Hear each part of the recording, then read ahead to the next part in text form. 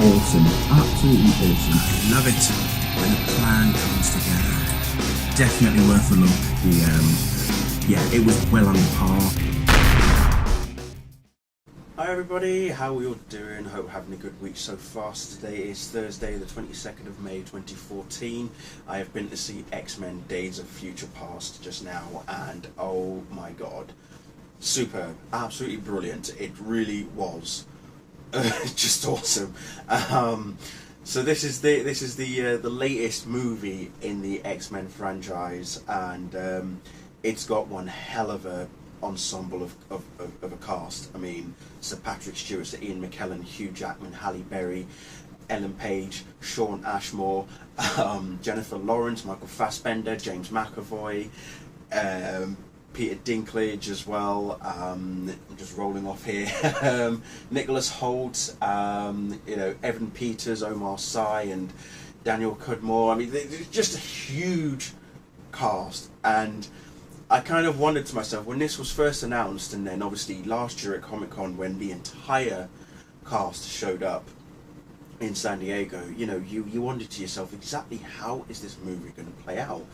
And if you've read the comic book, because the movie is actually based on the comic book from the 1981 was when that comic book came out, and it's titled Days of Future Past, was that storyline. And basically, I've never read the comics. I'm just reading off what I've seen earlier on. That it was actually Kitty Pryde who went back in time to change the course of Sentinels being made by Bolivar Trask, who seek the help of the government to create his Sentinels to destroy all mutants. Because in the future, and the way that the future is depicted in this film is pretty post-apocalyptic. It's interesting. And in the future, obviously, there's very few mutants left.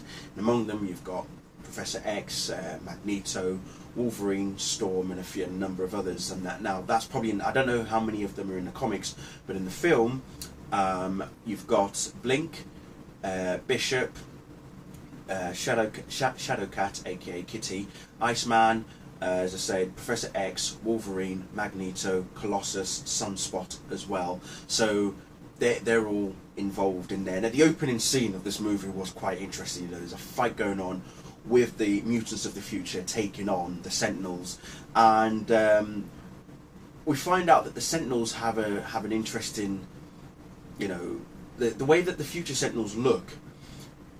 The film itself, I'm not going to try and give as much spoilers away, I'm not going to try and give as many things away as possible, but in the film itself you understand the reason why the future Sentinels look the way that they look. Because obviously in the 70s, the Sentinels of the 70s are slight, they've got a more of a purple look in accordance to the like the cartoons and the comics as well.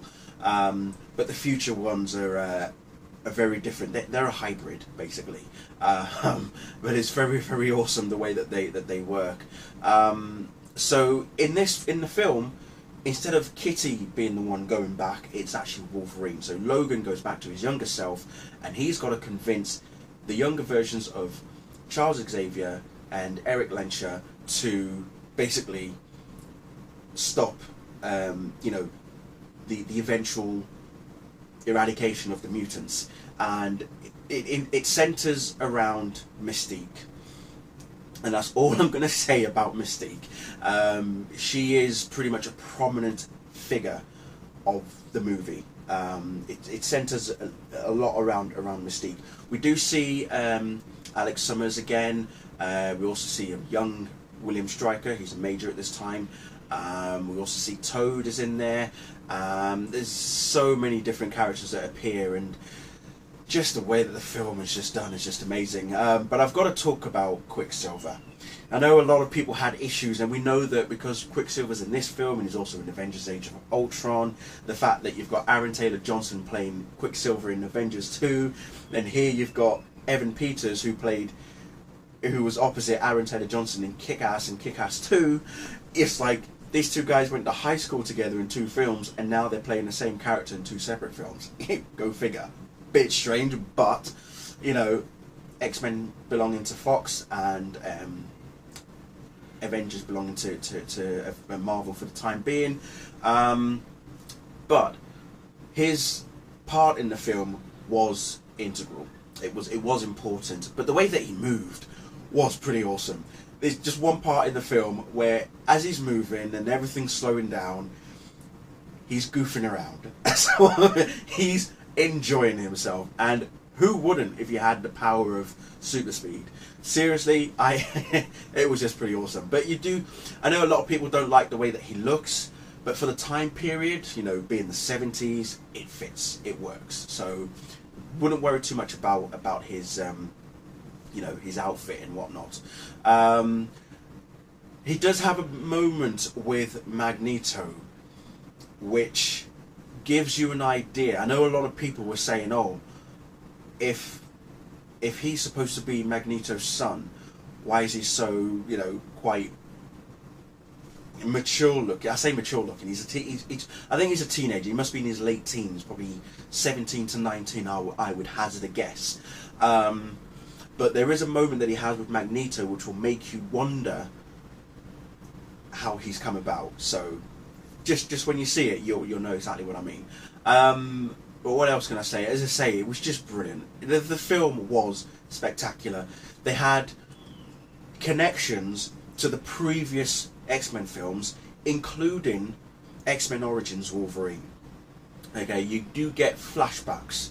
We do get a few flashbacks, including X-Men Origins Wolverine. I didn't think that they would put that one in there, but yeah, that's in there. Last Stand is in there. X2, X-Men, and of course the Wolverine. You know, the connections are there.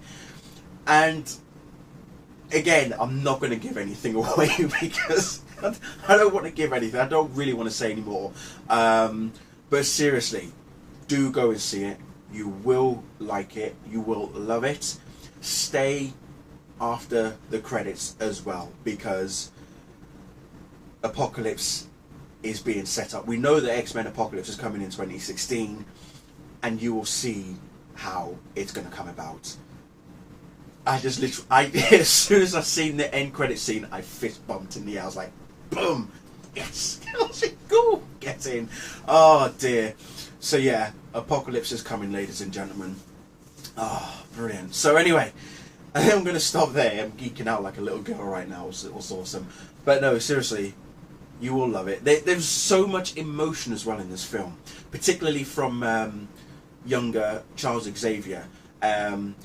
Yes, he is walking, and you'll find out in the film how he's able to walk. Nicholas Holt's Hank McCoy stroke Beast, he has found a way to change into Beast as well. So again, you'll find out the reason behind that. There's an interest. There's the interaction between Hank and Logan as well when they're in the 70s is very, very interesting. The meeting of these two, they will end up being really good friends, but the first time that they meet, a bit of confliction there, but you'll see why. But altogether, it's just what a movie this was. This was just brilliant, absolutely spectacular. So yeah. Oh dear, brilliant stuff. And we also get a moment in this film now, as we saw in the end credits for the Wolverine, where Logan prefers to get a pat down.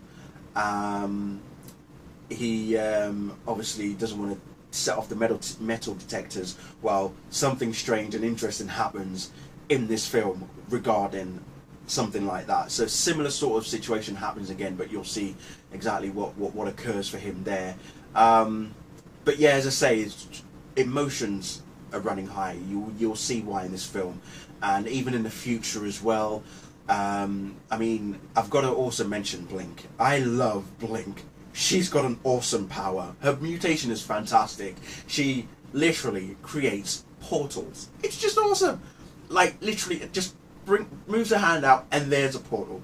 And she uses it to such maximum effect. It is brilliant. And coordinating with the likes of Bishop, Colossus and Sunspot and everybody else around her, and even her, I believe her brother, Warpath. He is also he's got his ability is that he's super strong, and she helps him out as well. She helps everybody out. It's just awesome. So I'm in love with Blink. I think she's got one hell of a epic superpower of hers. It's just brilliant. So I would love to have that. Just imagine, just to give yourself a bit of a portal and off you go to somewhere that you don't have to travel far. You're just there in an instant. That's why she's known as Blink, because you're there in the blink of an eye. Only joking.